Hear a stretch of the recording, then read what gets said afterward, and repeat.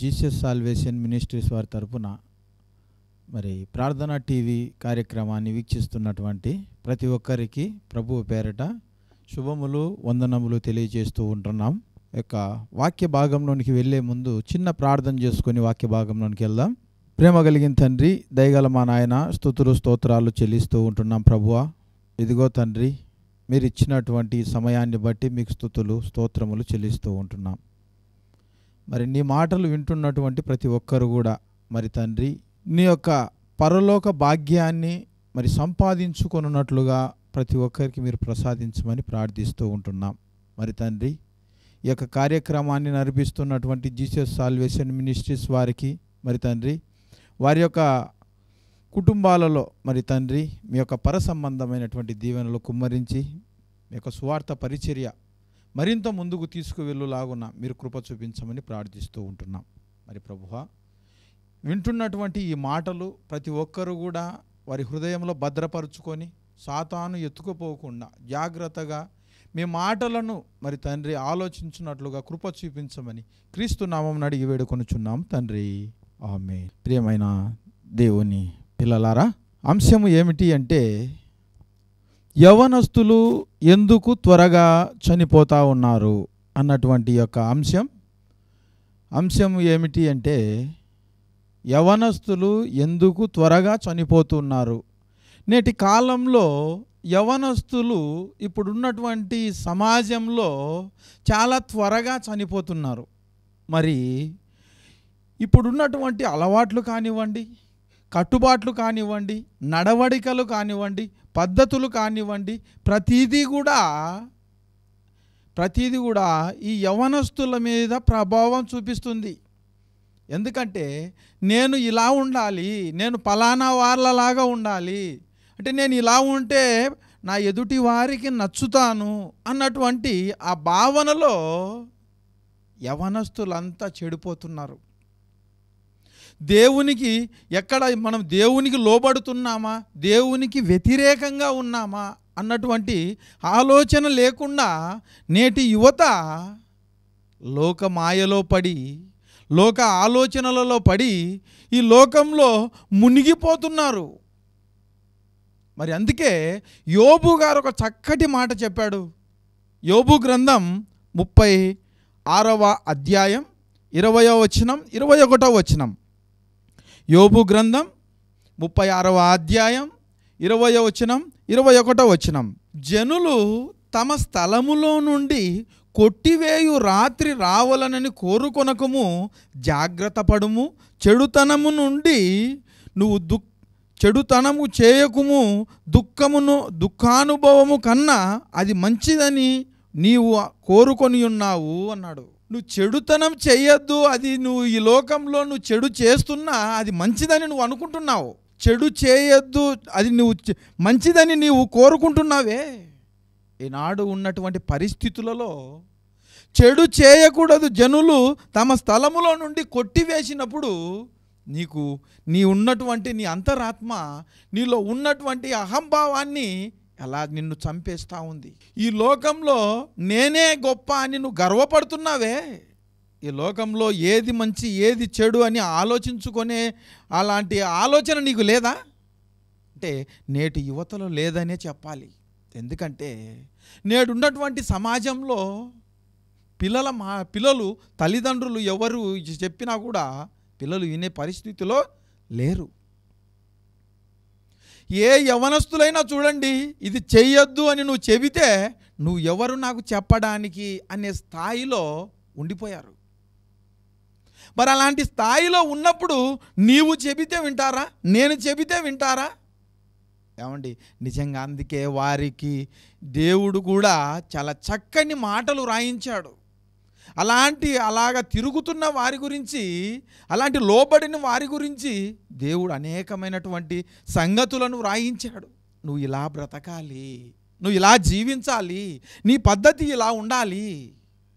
అందుకే ఈ లోకంలో నువ్వు బ్రతికినన్నాళ్ళు నీ గురించి నువ్వు ఆలోచిస్తున్నావు. తల్లిదండ్రులు చూడండి, ఎవరైనా కానీ నా పిల్లలు బాగుండాలి, నేను బాగుండాలని కోరుకుంటారు. కానీ పిల్లలు చెడిపోతే వారి సరైన మార్గంలో పెట్టాలి అని ఆలోచించరు చూడండి. వాళ్ళు ధరించే దుస్తులు కానివ్వండి.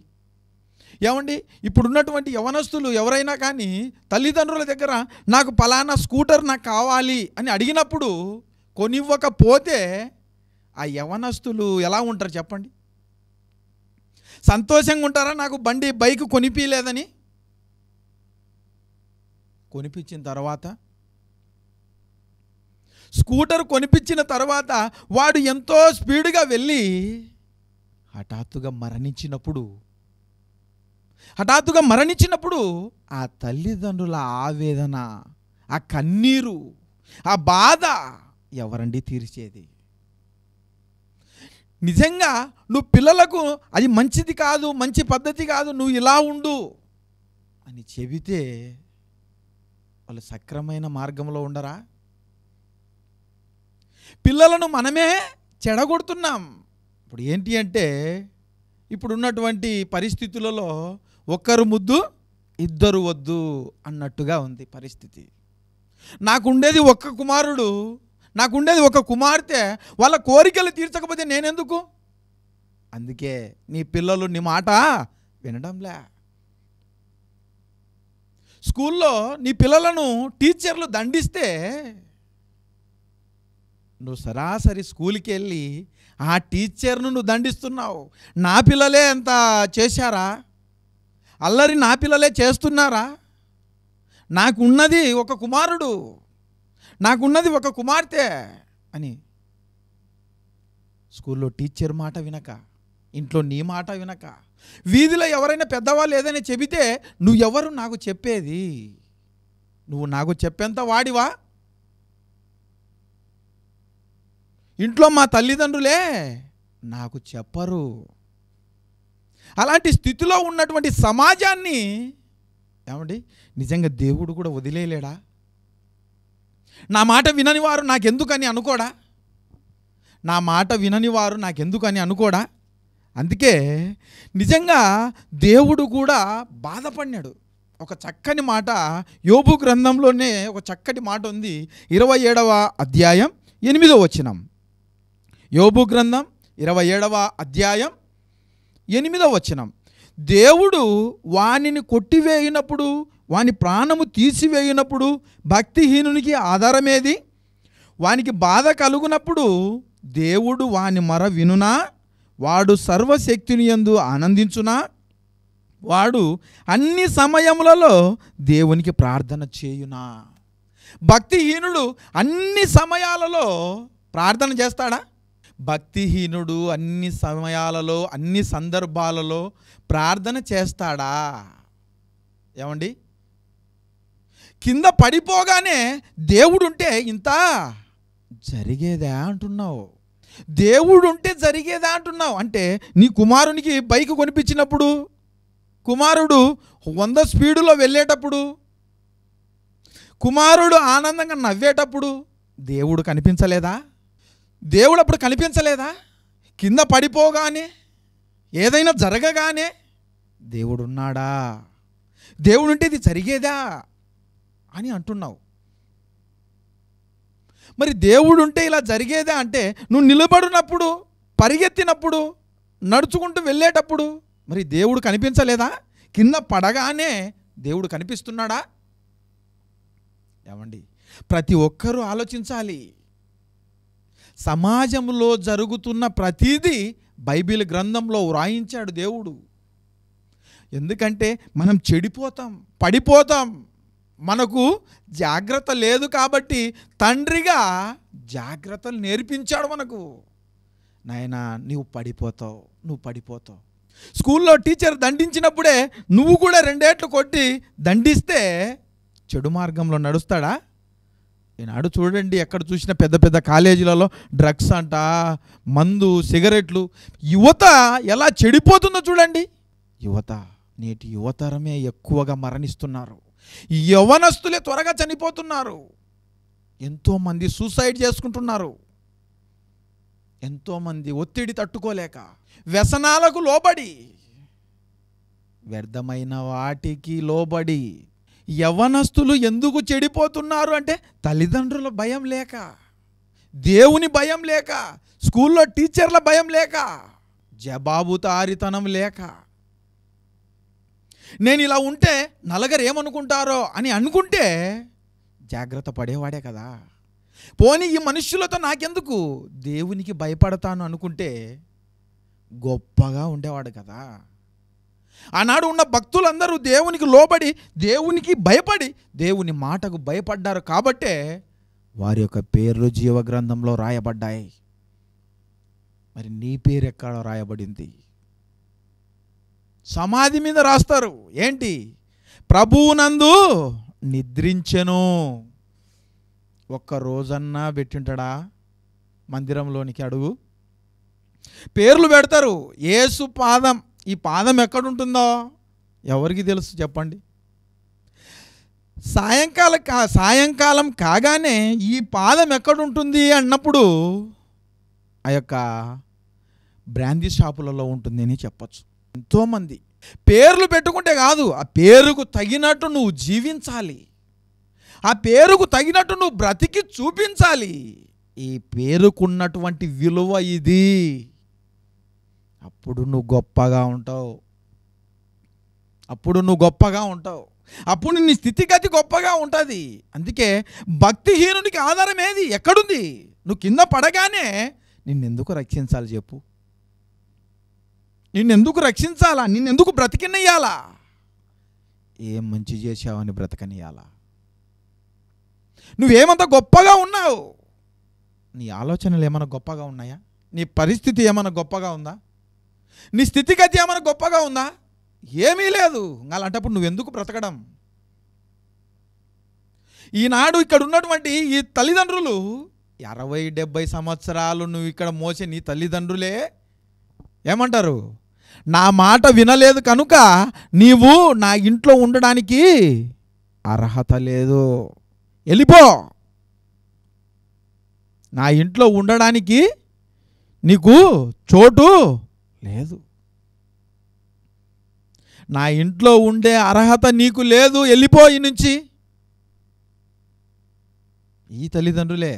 మరి నిన్ను యుగాలు ఎవరు సాకాలి? నిన్ను ఎవరి దగ్గర ఉంచాలి? నిన్ను ఎవరు ఉంచుకోవాలి? నిన్నెవరు పెంచాలి? పరలోకంలో ఉన్న దేవుడు కాదా? యుగాలు నిన్ను చూసుకోవాల్సిన ఆయన మరి ఎంతలా బాధపడాలా? ఈ లోకానికి పంపించింది మొదలుకొని నీ ఇష్టానుసారమైన జీవితంలో బ్రతుకుతున్నావే, నీకు నచ్చినట్టుగా తిరుగుతున్నావే, నీ ఇష్టానుసారమైనటువంటి జీవితం అనుభవిస్తున్నావే.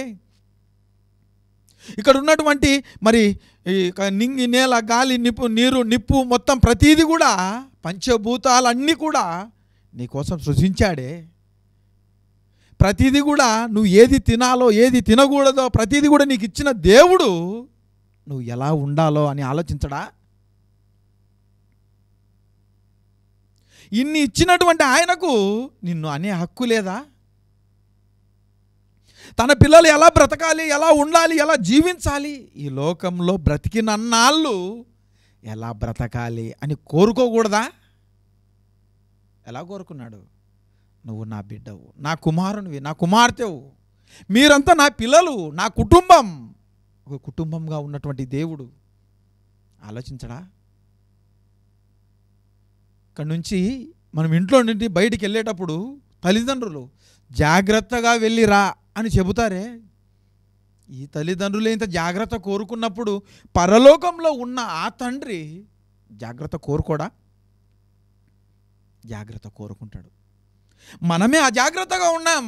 లోకమాయలో పడిపోయి, లోక ఆశలలో పడిపోయి లోకంతో పోటీ పడుతున్నాం. పరలోకం కోసం పోటీ పడాలా?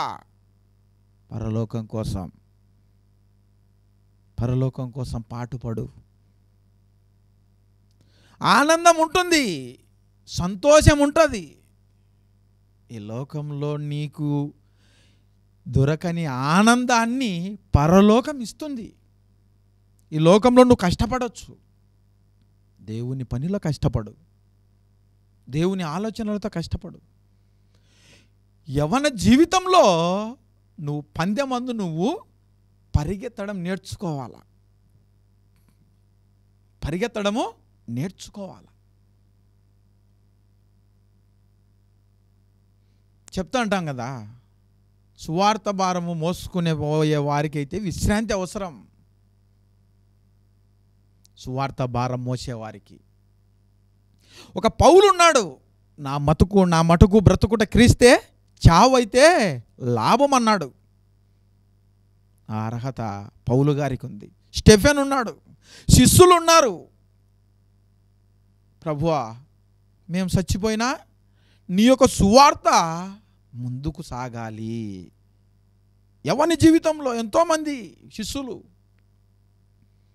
శిష్యులందరూ కూడా ఏమండి ఎంత కఠినమైనటువంటి చావులయ్యి దేవుని కోసం. అందుకే వారు భయపడలే, చావు అంటే భయపడలే, దేవునిలో ఉన్నారు కాబట్టి. ఇప్పుడున్నటువంటి యవనస్తులు దేవునిలో ఎక్కడున్నారు చెప్పండి? దేవుని మాటలు ఎవరు వింటున్నారు చెప్పండి? దేవుని గూర్చినటువంటి జ్ఞానాన్ని చెప్పాలని ఎవరు అంటున్నారు చెప్పండి? ఇప్పుడు అందరూ చూడండి, ఎవరైనా తల్లిదండ్రులు చూడండి, నా కుమారుడు ఎస్ఐ కావాలి, కలెక్టర్ కావాలి, డాక్టర్ కావాలి, మంచి యాక్టర్ కావాలి అని అనుకుంటారు. కానీ ఎవరైనా కానీ పాస్టర్స్ కావాలి అని అనుకునే తల్లిదండ్రులు ఉన్నారా? ఎవరైనా చూడండి. తల్లిదండ్రులలో ఏమి లేదు, వాక్యం చెప్పే యోగ్యత తల్లిదండ్రులు లేదు. నైనా నువ్వు వాక్యాన్ని చదువుకో, పాస్టర్ కావాలను అని చెప్పే తల్లిదండ్రులు ఎవరు ఉన్నారు చెప్పండి? అంటే ఆ పోస్టుల కంటే ఈ పోస్ట్ చీప్ అనుకుంటున్నారా? ఈ పోస్ట్ ఉంటేనే ఆ పోస్ట్ ఉంటుంది. అంతే. ఈ లోకంలో దేన్నైనా శాసించే హక్కు, అధికారము ప్రతిదీ ఇయ్యాలన్నా, దాన్ని తీసుకోవాలన్నా ఒక్క పరలోకంలో ఉన్న తండ్రికి మాత్రమే ఉంది. పరలోకంలో ఉన్న తండ్రికి మాత్రమే ఉంది. పరలోకంలో ఉన్న తండ్రికి మాత్రమే ఉంది. అందుకే నువ్వు ఈ లోకానికి వచ్చింది మొదలుకొని దేవుని పనిలో ఉండు, దేవుని గురించి ఆలోచించు, దేవునిలో ఉండు. సమయమందును అసమయమందును ప్రతి విషయంలో, ప్రతి సమయంలో, ప్రతి విషయం దేవునితో పంచుకో, దేవునితో పంచుకో. నేడున్నటువంటి సమాజంలో యవనస్తులు దేవునితో సత్సంబంధం లేక వ్యర్థముగా, వేస్ట్గా తిరుగుతున్నారు. అందుకే దేవుడు కూడా కొట్టివేసేటప్పుడు నేనెందుకు చూడాలి, వదిలేస్తే పోలేదా? నా మాటని వినని వాడు నాకెందుకు, నా మాట వినని పిల్లలు నాకెందుకు? అదే కదా. అందుకే దేవుడు కూడా వదిలేస్తున్నాడు. అదే లోబడి జీవించు, లోబడి బ్రతికి జీవించు. దేవుడిని ఎందుకు వదిలేస్తాడు? అజ్ఞానముగా ఎందుకు బ్రతుకుతున్నావు? ఇంకో చక్కటి మాట వ్రాయించినాడు. కీర్తనల గ్రంథం, కీర్తనకారుడు చక్కటి కీర్తన, ఒక మంచి మాట చెప్పి ఉన్నాడు. కీర్తనల గ్రంథం 119వ అధ్యాయం 9వ వచనం. యవనస్తులు దేని చేత తమ నడతను శుద్ధిపరుచుకొందురు, నీ వాక్యమును బట్టి దానిని జాగ్రత్తగా చూచుకొనుట చేతనే కదా అన్నాడు. నీ వాక్యాన్ని బట్టి దానిని ఎలా చూసుకోవడం వల్ల? జాగ్రత్తగా చూసుకోవడం వల్లనే కదా అన్నాడు. జాగ్రత్తగా చూసుకుంటే ఏమండి, జాగ్రత్తగా చూసుకుంటే ఎక్కడ కూడా పొరపాటు అనేది జరగదు. ఇప్పుడు ట్రాన్స్ఫారం ఉంటుంది, దానిపైన ఒక పుర్రె గుర్తు వేసి డేంజర్ అని రాసింటారు. డేంజర్ అంటే దాన్ని తగిలితే ఏమవుతుంది? అపాయంలో పడిపోతావు. మరి అందుకే వాక్యాన్ని కూడా యవన జీవితంలో ఉన్న నీవు జాగ్రత్తగా చూసుకోకపోతే అపాయంలో పడిపోతావు.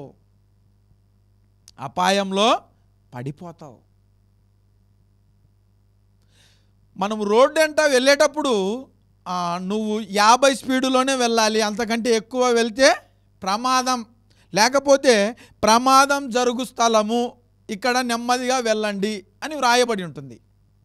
అక్కడ నేనే 100లో పోతాను అంటే ఎవరికి ప్రమాదం జరిగేది? నీకే కదా. అందుకే యవ్వనస్తులు దేని చేత తమ నడతను, వాళ్ళ అలవాట్లు, వాళ్ళ పద్ధతులు, వాళ్ళ కట్టుబాట్లు, వాళ్ళ నడవడికలు ప్రతీది కూడా సరిదిద్దుకోవడం ఎలా అంటే వాక్యాన్ని జాగ్రత్తగా చూసుకోవడం చేత. వాక్యాన్ని జాగ్రత్తగా చూసుకోవడం చేత. ఎంత గొప్ప మాట. వాక్యాన్ని జాగ్రత్తగా చూసుకుంటే నువ్వు పొరపాటు పడాల్సిన అవసరము లేదు. నువ్వు పొరపాటు పడవలసినటువంటి అవసరత లేదు. అందుకే యవ్వనస్తులు దేని చేత తమ నడతను శుద్ధిపరచుకుంటారంటే వాక్యాన్ని జాగ్రత్తగా చూసుకోవడం చేత. ఎందుకు అంత జాగ్రత్త చెప్పాడు? తప్పిపోతావు. దేవునికి తెలుసు ముందే. ఈ లోకంలో నువ్వు తప్పిపోతావని దేవునికి ముందే తెలుసు. అంతరంగములో ఉన్నటువంటి ఆలోచనలను మనకన్నా ముందే తెలిసినవాడాయన. అంతరంగములో ఉన్నటువంటి అన్నీ కూడా మన ఆలోచనల కంటే ఆయన బెస్ట్ ఆలోచన చేస్తాడు దేవుడు. నా కుమారుడు చెడిపోతున్నాడు, ఒకసారి 2 సార్లు చెబుతాడు. విని గ్రహించాలా. నువ్వు విని గ్రహించకపోతే వేస్ట్ నువ్వు. ఎందుకంటే ఎన్నిసార్లు గద్దించిన లోబడని వాడు హఠాత్తుగా మరణించును అన్నాడు. గద్దింపునకు లోబడకపోతే మరణిస్తావు. తల్లిదండ్రులకు లోబడకపోతే మరణిస్తావు. మరణదండన. దేవునికి లోబడకపోతే మరణిస్తావు. ఉంచడు నిన్నీడ ఎక్కువ రోజులు. అందుకే ఇంకొక మాట అన్నాడు. ఏమన్నాడంటే యోబు గ్రంథం 12వ అధ్యాయం 1వ వచనంలో చక్కటి మాట వ్రాయించినాడు. యోబు గ్రంథం 12వ అధ్యాయం 1వ వచనం. అప్పుడు యోబు ఈలాగు ప్రత్యుత్తరమిచ్చెను, నిజముగా లోకములో మీరే జనులు, మీతోనే జ్ఞానము గతించిపోవును అన్నాడు. ఇప్పుడున్నటువంటి జనులను బట్టి అంటున్నాడు.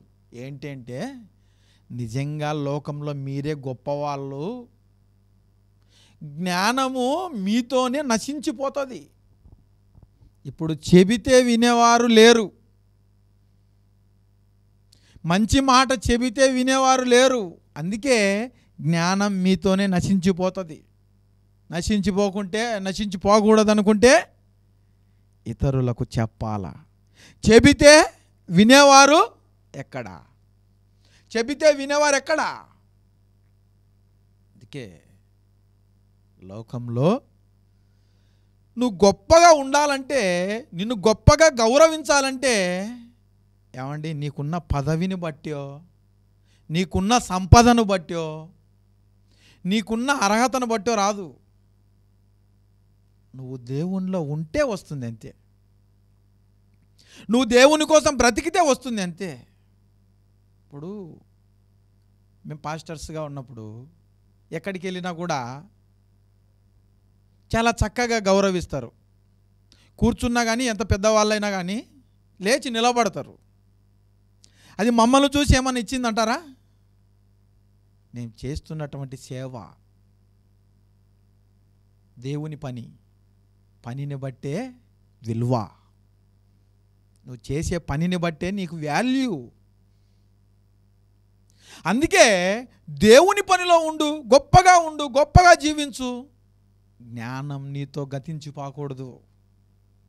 సర్వలోకానికి వెళ్ళి సర్వ సృష్టికి ప్రకటించు వాక్యాన్ని. యవన జీవితంలో నువ్వు ఎక్కడికైనా పరిగెత్తగలవు. వృద్ధాప్యంలోకి వచ్చిన తర్వాత నువ్వు ప్రకటించగలవా? వెళ్ళగలవా? కనీసం 10 అడుగులు వేసేలోపు నాకు మోకాళ్ళు నొప్పులు వచ్చాయి అంటావు. అదే యవన జీవితంలో అయితే ఎక్కడికైనా పరుగున వెళ్తావు. పరుగున వెళ్ళి సువార్త బోధించగలవు, చెప్పగలవు. సువార్త అందుకే యేసుక్రీస్తు ప్రభు ఎంతవరకు చెప్పాడు? 33.5 సంవత్సరం మంచి యవనస్తుడుగా, మంచి యవన వయస్సు, యవన ప్రాయంలో నువ్వు ఎక్కడికైనా వెళ్తావు. కొంతమంది ఉద్యోగస్తులు ఉంటారు. మేము ఉద్యోగం చేస్తున్నాం కదా, ఉద్యోగం రిటైర్డ్ అయిన తర్వాత సువార్త పనిలో జాయిన్ అవుతాం. అంటే ఈ గడిచిపోయిన కాలం అంతా వ్యర్థం, నీ బ్రతుకే వేస్ట్. ఇప్పుడు ఒక గ్లాసులో మన ఇంటికి ఎవరైనా అతిథులు వచ్చారనుకోండి, ఒక గ్లాస్ నిండా జ్యూస్ తీసుకొని వచ్చావు. జ్యూస్ తీసుకొని వచ్చిన తర్వాత ఈ గ్లాసు తెచ్చిన గ్లాసులో సగం నువ్వు తాగి సగం నువ్వు ఇంటికి వచ్చినటువంటి అతిథికి ఇస్తే సగం గ్లాసు అతను తాగుతాడా? ఏమంటారు?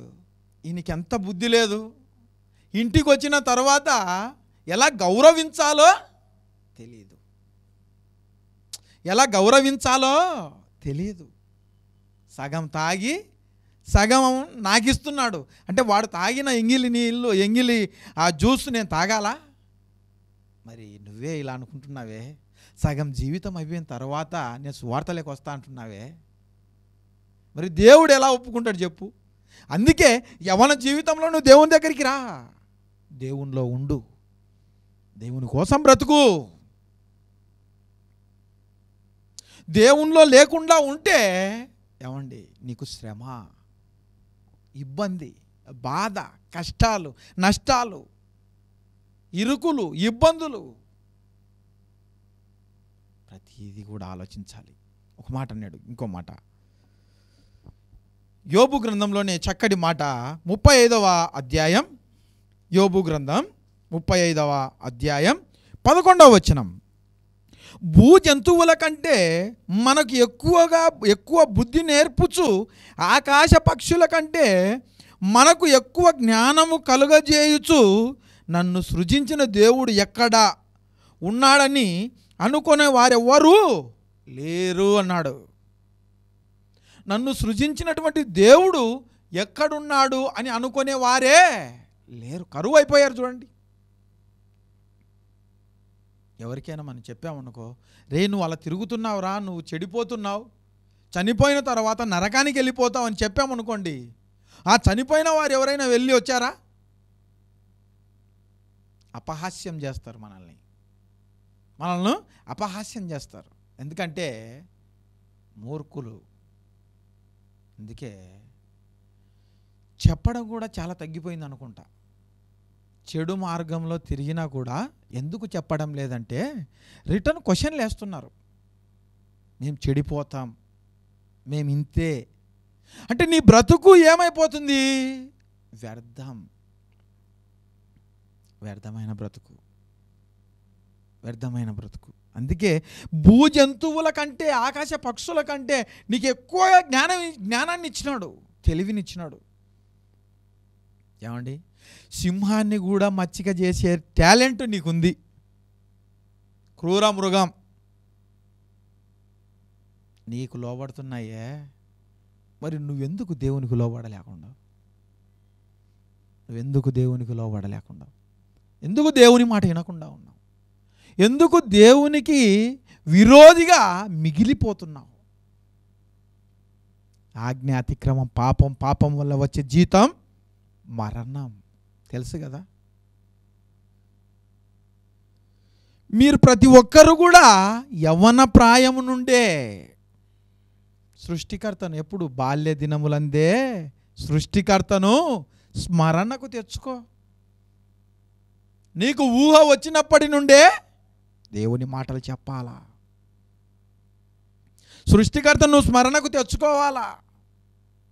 అప్పుడు నీ పిల్లలు బాగుంటారు. మొట్టమొదటిగా తల్లిదండ్రులే పొరపాట్లు చేస్తున్నారు. ప్రసంగి గ్రంథంలో చక్కటి మాట ఉంది. ప్రసంగి గ్రంథం 7వ అధ్యాయం 17వ వచనం. 7వ అధ్యాయం 17వ వచనం. అధికముగా దుర్మార్గపు పనులు చేయకుము, బుద్ధిహీనంగా తిరగవద్దు, నీ కాలమునకు ముందుగా నీ వేళ చనిపోదువు అన్నాడు. దుర్మార్గ పనులు చేయొద్దు, బుద్ధిహీనంగా తిరగద్దు, నీ కాలానికి ముందుగా నువ్వెందుకు చచ్చిపోతావు? బుద్ధిహీనంగా తిరగట్లేదా? కాలం రాకముందే చనిపోవడం లేదా? వ్యర్థంగా బ్రతకడం లేదా? వేస్ట్గా జీవించడం లేదా? నేనున్నటువంటి యవనస్తులు వ్యర్థంగా తిరిగేవారే ఎక్కువ, వేస్ట్గా తిరిగేవారే ఎక్కువ. ఏమండి, నేనున్నటువంటి సమాజంలో ఎవరు ఎంత చెప్పినా కానీ ఈయనని పరిస్థితి నేడున్నటువంటి యవనస్తులు. అందుకే దుర్మార్గపు పనులు ఎక్కువ చేస్తున్నారు కాబట్టి, బుద్ధిహీనంగా తిరుగుతున్నారు కాబట్టి నీ కాలానికి ముందుగానే చంపేస్తున్నా, నీ కాలం రాకముందే నిన్ను చంపేస్తున్నా. ఈనాడు చూడండి, ఎంతోమంది హార్ట్ అటాక్, గుండె జబ్బులు, హార్ట్ అటాక్తో ఎంతోమంది చనిపోతున్నారు. ఎంతోమంది యవనస్తులే. నేడు ఇవన్నీ జరుగుతున్నవన్నీ కూడా నువ్వు ఆలోచించవా? క్రైస్తవులుగా ఉన్న మనమైనా ఆలోచించాలి. ఈ లోకంలో నువ్వు ఏది కరెక్టు ఏది రాంగ్ అనేది ఆలోచించుకోకపోతే వ్యర్థమే, నీ ఆయుష్కాలం వ్యర్థమే. ఒక చక్కటి మాట అన్నాడు, ఇంకో మాట. యోబు గ్రంథం 36వ అధ్యాయం, యోబు గ్రంథం 14వ వచనం, 13వ వచనం, 14వ వచనం. యోబు గ్రంథం 36వ అధ్యాయం 13వ వచనం, 14వ వచనం. అయినను లోపల హృదయపూర్వకమైన భక్తి లేని వారు క్రోధము నుంచుకొందురు. ఆయన వారిని బంధించినప్పుడు వారు మొరపెట్టరు, కావున వారు యవ్వనమందే మృతి పొందుతారు అన్నాడు. దేవునికి మొరపెట్టకపోవడం, దేవుని మాట వినకపోవడం, దేవునికి లోపడకపోవడం, అందుకే యవ్వనమందే మృతి చెందుతున్నారు అన్నాడు. అందుకే నీ పరిస్థితి బాగుండాలి, నీ యొక్క పద్ధతులు బాగుండాలి, నీ నడవడిక బాగుండాలి, నీ స్థితిగతి బాగుండాలి. మరి ప్రతీది నువ్వు ఆలోచించకపోతే నువ్వు వేస్టే, వ్యర్థమే. సమాజంలో నీకున్నటువంటి విలువైనటువంటి ఆ యొక్క గుర్తింపు ఏదైతే ఉందో సంపాదించడానికి ఆలోచించు, వ్యర్థం చేసుకోవడానికి కాదు. ఈ లోకంలో నువ్వు మరణించినా కూడా నువ్వు పరలోకంలో నీ ఆస్తిని నువ్వు సంపాదించుకునేలాగా ఉండాలా, నీ ఆస్తిని నువ్వు సంపాదించుకునేలాగా ఉండాలా. అందుకే మనము యవనస్తులుగా ఉన్నటువంటి మనమంతా కూడా యవన ప్రాయంలో ఏం చేయాలా అని ఆలోచించుకోండి. గొప్పగా ఉంటుంది. కుటుంబాలు చూడండి, యవనస్తులతోనే రోడ్డున పడి ఉంటాయి ఇప్పుడు అనేక కుటుంబాలు. తల్లిదండ్రులు చెప్తుంటారు ఎక్కడికైనా సువార్తకి వెళ్ళినప్పుడు, అన్న పిల్లలు చెడిపోతున్నారన్న, చెడు అలవాట్లకు బానిసలు అయిపోతున్నారు. వాళ్ళు ఎలా? నిజంగా అలాంటి వారిని మనం వాక్యం చేత నిత్య జీవానికి నడిపించేవారిగా ఉండాలి, వాక్యాన్ని అనుసరించి వాక్యాన్ని ధ్యానించేవారిగా చేయాలి. అందుకే గొప్ప మాటలు, బైబిల్లో ఉన్న ప్రతి మాట గొప్పది. అందుకే ఈ మాటలను బట్టి వారిని కొందరినైనా అగ్నిలో నుండి లాగినట్టు మనము లాగేవారిగా ఉండాలి. లేకపోతే దేవునికి లోబడరు. కాబట్టి లోబడకపోతే యవ్వన జీవితంలోనే మృతి పొందుతారు. అందుకే మనం మృతి పొందిన తర్వాత ఏం చేయలేం. ఎందుకంటే సమాధి మీద పేరు రాసుకోవడం తప్ప ఏం చేస్తామంటే ప్రభువునందు నిద్రించను, అది ప్రభువునందు నిద్రించను అంటే ఈ లోకంలో నువ్వు నిద్రించిన పరలోకంలో జీవించే ఉంటావు. జ్ఞాపకం ఉంచుకో ప్రియ సహోదరి సహోదరుడా. ఎందుకంటే నీ యొక్క ఆలోచన, నీ యొక్క పద్ధతి ప్రతిదీ కూడా దేవునికి తెలుసు. ప్రేమ కలిగిన తండ్రి, దయగల మా నాయన, స్తుతులు స్తోత్రాలు చెల్లిస్తూ ఉంటున్నాం. మరి తండ్రి, ఇంతవరకు నీ మాటలు విన్న మాటలు తండ్రి మరి యొక్క మనస్సులో మరి తండ్రి భద్రపరుచుకొని నీ వాక్యాన్ని ధ్యానించుకొని నీ చిత్తాన్ని మరి ప్రభువా నెరవేర్చే బిడ్డలుగా నీ పరలోక సంబంధమైన ప్రతి దీవెన ఈ యొక్క కార్యక్రమాన్ని వీక్షించిన ప్రతి కుటుంబాన్ని, ప్రతి వ్యక్తిని, ప్రతి ఒక్కరిని మెండైనటువంటి దీవెనలతో ఆశీర్వాదాలతో నింపమని మా జీసస్ సాల్వేషన్ మినిస్ట్రీస్ వారిని, వారి కుటుంబాలను మరి తండ్రి మీరు ఆశీర్వదించి దీవించమని క్రీస్తు నామమున వేడుకొనుచున్నాము తండ్రి. ఆమేన్.